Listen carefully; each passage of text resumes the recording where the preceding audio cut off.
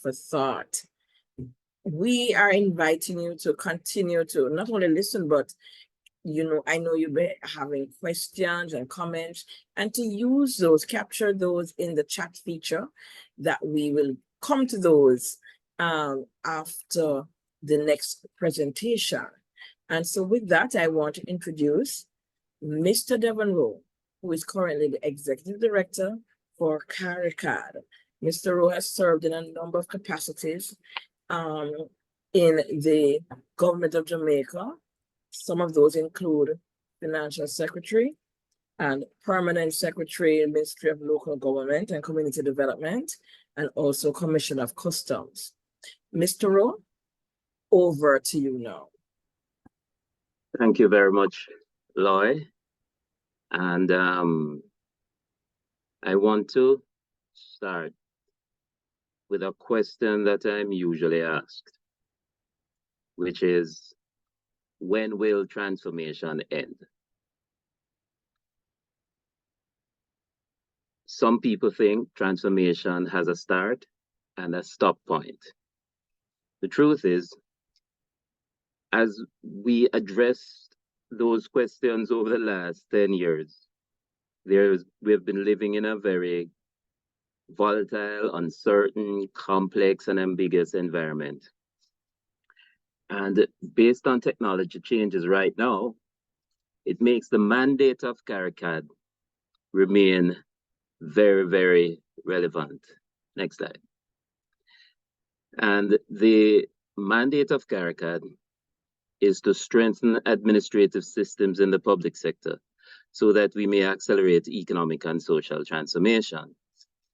That puts to rest this notion of transformation having a start and a stop, because we now are living in the era of artificial intelligence, which, as we speak, is constantly evolving. So the public sector must continue to evolve to ensure that we have the systems in place to make the public sector within our region capable to accelerate economic and social transformation. The UN has put out principles of effective governance for sustainable development. And those principles speak to three essential components: effectiveness, accountability, and inclusiveness.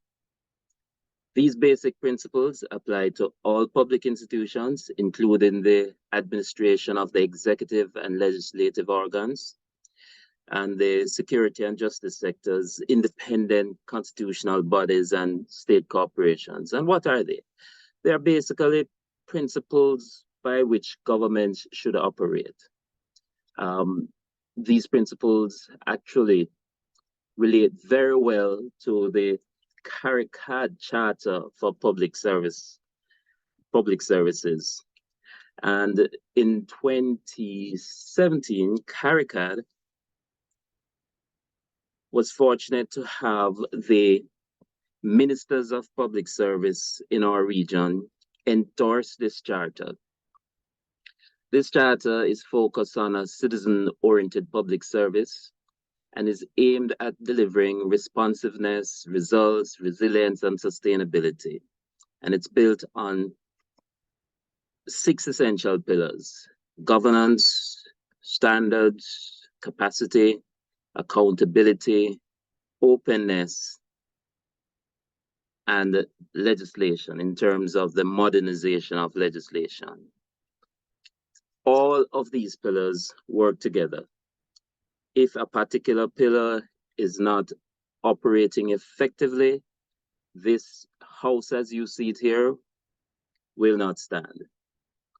But fundamentally, it is important to recognize that the charter, although it preceded the 11 principles of effective governance, are in alignment with the 11 principles of governance which the UN has put out. But today I want to focus more so on our schema for public service transformation, public sector transformation. And this schema for public sector transformation was developed through research done at CARICAD in about 2017, 2018, that looked at a number of countries across the world in terms of in terms of trying to distill the essential lessons for transformation. And instead of providing only the 80-page or the 100-page document that we did, we sought to distill it into a schema that graphically represents all the moving parts associated with transformation.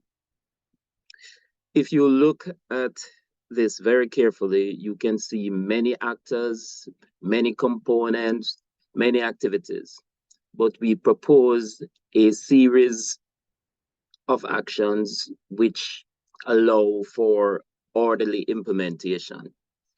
Notwithstanding that, the schema provides a template of things to look for and to act on to ensure that we can move from vision to implementation. So in this schema, we look at the country vision first, which we believe should be incorporating not only country needs, but also the agreements made at the CARICOM level, and also those strategy and sustainable development goals at the international levels. So the sustainable development goals should in fact feed very well into our vision. We need to define the role of the public sector, and we need to have this ethical foundation for the public sector as well. And moving from that, we propose for our region that we utilize the Charter for Caribbean Public Services, which is built on governance, standards, capacity, accountability, openness, and the modernization of legislation as the basis for the creation of a national vision for transformation. Our schema here is now going to be put to the test because AI, or artificial intelligence, will put our schema to the test. And we believe, looking at it already, that it will be useful. So do we have a commitment to transformation in wider government? Is there a policy on transformation? Is there a transformation strategy that has been designed? We propose as well too that an action plan needs to be developed and programs and projects extracted with the roles and responsibilities for leadership, teamwork, mentoring. Drilling down from this to activities and tasks which must be performed and ensuring that there is alignment straight down to the level of the individual. In doing all of this, we need to include the citizens.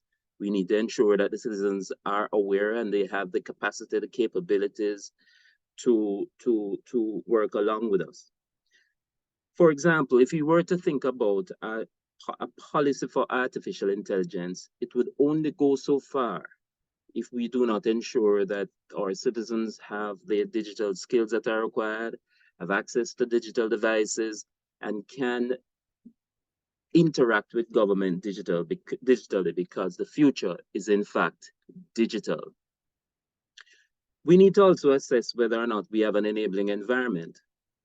Is there an environment for experimentation, for entrepreneurship, for intrapreneurship in the public sector? Are we going to be tolerant of mistakes and trials and errors in order to break through to that new level of development that we need?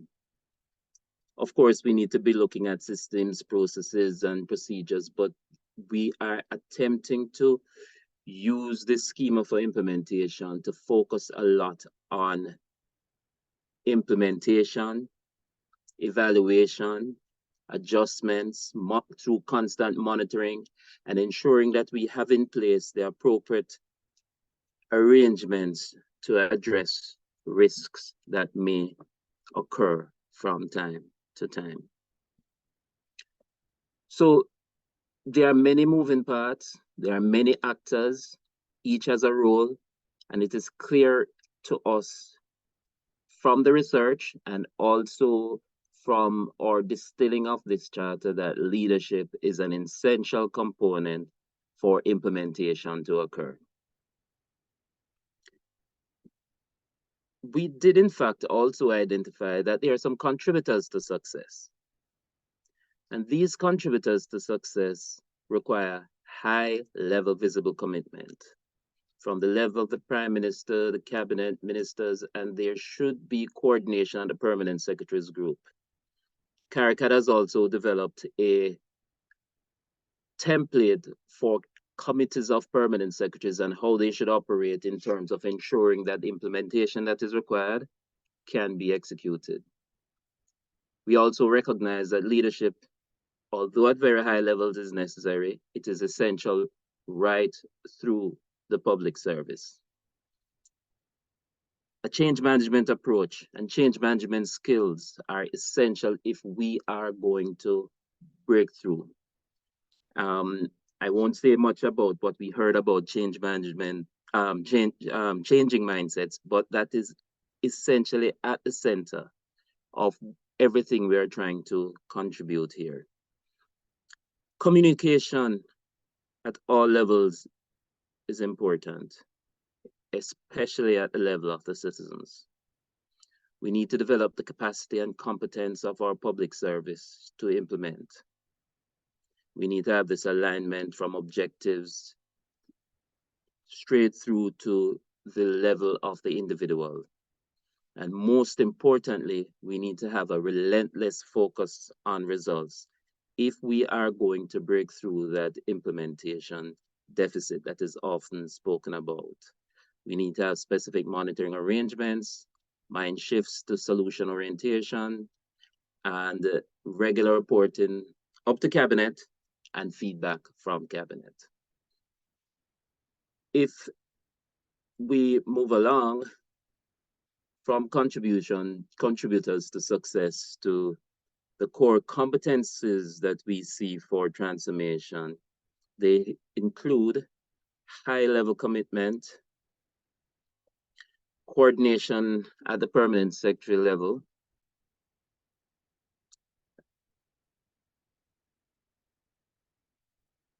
but importantly, at those levels, it requires transformational leadership, innovation, creativity, change management capabilities, good project skills, ongoing management for results, and keeping people involved to ensure that there is inclusivity and inclusion with our execution. And although communication skills appear at the end of this list, it actually ties everything together. And accountability for results is a new mindset. Let me return to the Caribbean Public Service Charter developed by CARICAD. And this charter is the framework that you see here, and it seeks to graphically illustrate and demonstrate a range of relationships that impact the public sector. The aspirational aspects relate to the fact that at the height of performance, the public sector is expected to be responsive, resilient, and sustainable, whilst being transformed from a rules and procedure-driven culture to a results-oriented culture. The framework is based on a platform of citizen-centered public service. And the schema that we described just now aligns very well with this Caribbean Public Service Charter. If there is anything that I want to leave you with, I want to leave you with a comment made here by the Honorable Mia Motley, MP, Prime Minister of Barbados. Look at the sky, look at the ocean, look at the sand, look at the people, feel the breeze. Everything that is not man-made is still working in Barbados. So we must get there if we work together, in our families, in our communities, in our schools. in our places of worship, in our places of work. We can get there with transformational policies, transformational thinking, and transformational implementation. To me, this is saying that great inclusion is required, despite our wonderful transformation policies, transformational thinking, and transformational implementation. We need to ensure that we leave no one behind. Thank you. Thank you so much, Mr. Rowe. Thank you so much. And we are going to get into our discussion